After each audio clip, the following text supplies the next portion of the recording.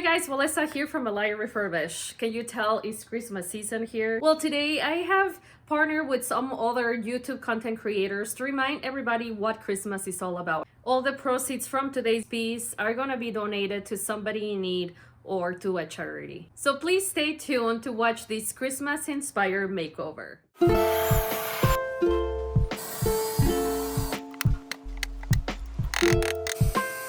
Here is this beautiful Eastlake style dresser and my neighbor's dog Gertie that I was dog sitting over the weekend. This dresser goes back to the early 1900s and today is getting a makeover. I'm gonna start like I do every makeover, removing the hardware and giving everything a good wash.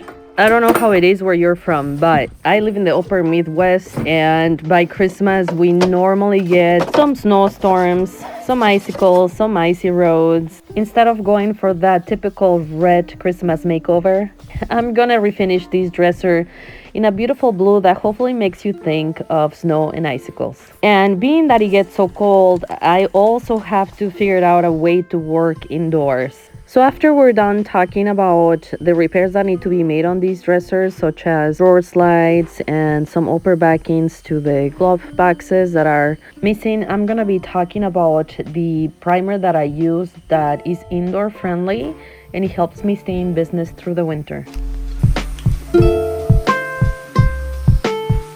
As you can see, the backings on these upper glove boxes are missing, so we're gonna be using some scrap wood to make new ones, and the same goes for the missing drawer guides. We're gonna be using some scrap wood and adding new pieces. Here are some of the supplies that we're gonna be using to make those repairs.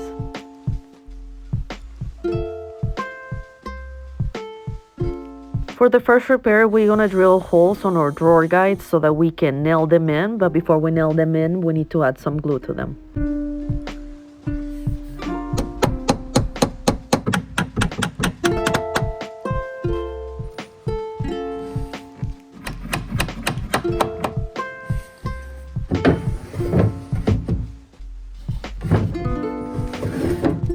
And with the help of a jigsaw, we're gonna be cutting our new backings to size.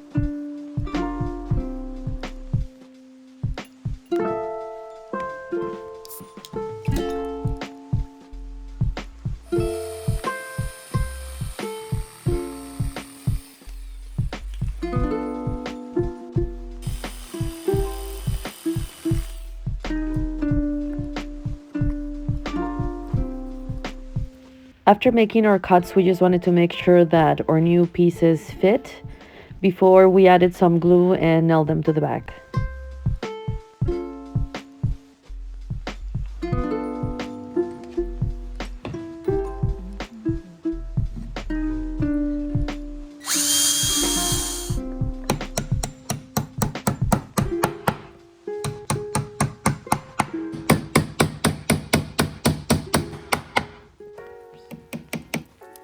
We have finished making all our repairs, and now it's time to give my piece one last wipe before I start priming.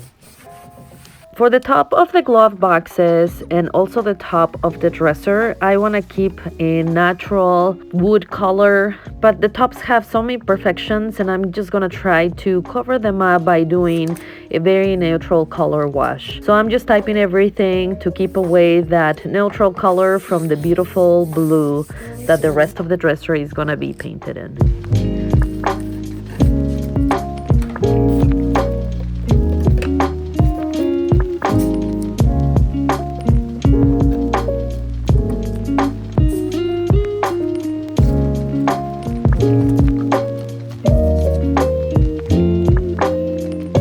One of my favorite things about this water-based stain blocker white primer from General Finishes is that it is water-based, which means I don't need to clean my gun, my brush, my roller with harsh chemicals. I find this product to be low odor too, so it's not as strong as your Bean white primer with shellac, which makes it ideal for indoor use.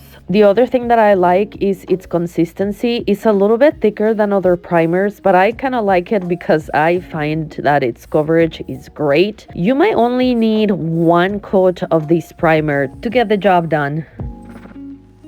This wood is a low risk bleeder, meaning it is unlikely that the wood tannings are going to filter through the new finish. And because of that, once again, this is an ideal primer. However, if you do have a piece that's made with mahogany, for example, which we know it's a wood that most likely is gonna bleed, this primer is not gonna be your best option.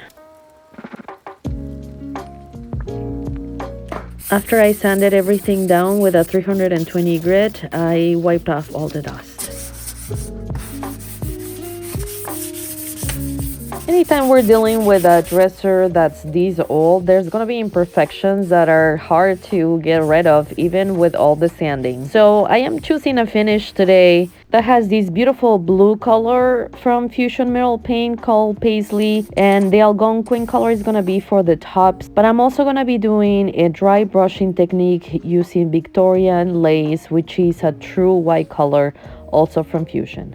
And speaking of indoor-friendly products, Fusion Mineral Paint is also known for meeting VOC-free standards. VOCs are solvents that are released into the air as the paint dries, and they're the main cause to headaches and dizziness. But you don't have to worry about that with Fusion Mineral Paint. I'm not sponsored, but it's definitely one of my favorite paint brands to use.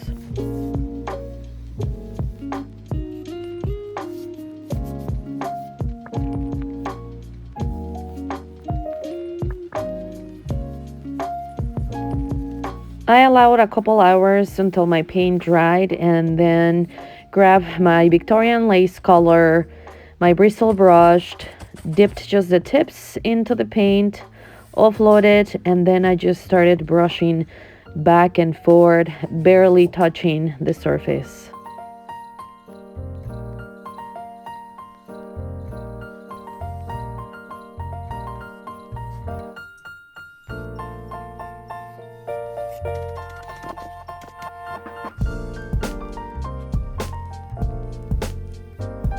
If for some reason you go too heavy in some parts like I just did here, you can go back and go heavier on the entire piece, or you can go back and grab another bristle brush, put a little bit of your base color on it, and do the same technique but with the base color to try and correct that heavy area. As you can tell here, there are some details that I went heavier on the application, and then I just went back and wiped them off with a wet rag so I could still see that blue popping through.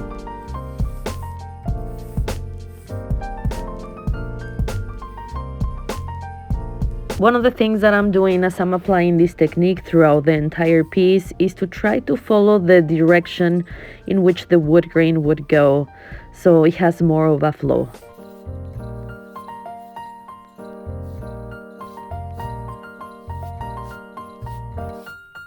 And finally, I love the shape of these keyholes so much that I really wanted them to stand out. So kind of last minute, I sanded them down to bare wood, and I decided to do the same color wash to those as I was going to do to my tops to try to cover some of these imperfections I'm pointing at.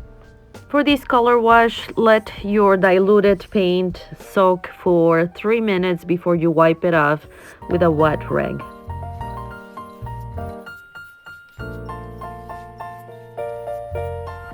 Fusion Mineral Paint has a clear top coat that is non-yellowing and is a wipe-on poly.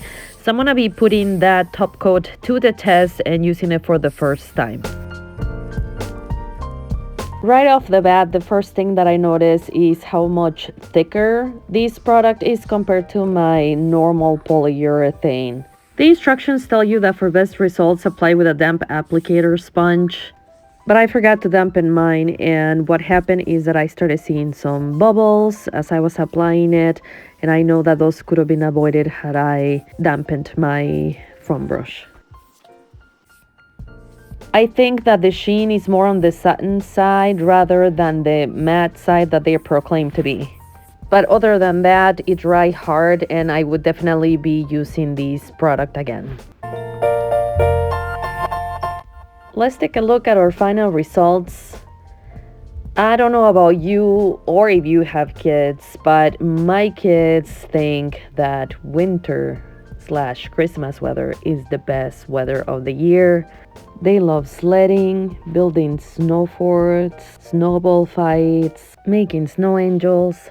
Anyway, I found these adorable glass knobs and pull at Hobby Lobby that reminded me of icicles, and I just think they go beautiful with these wintry blue, let's call it. And this is a close-up of the finish.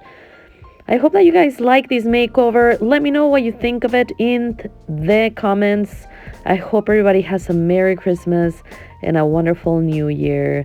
Don't forget that it's better to give than to receive.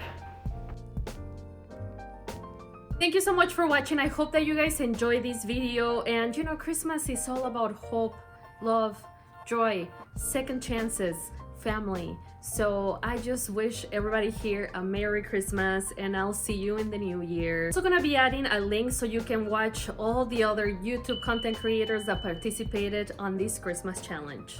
Go check them out. Until next time.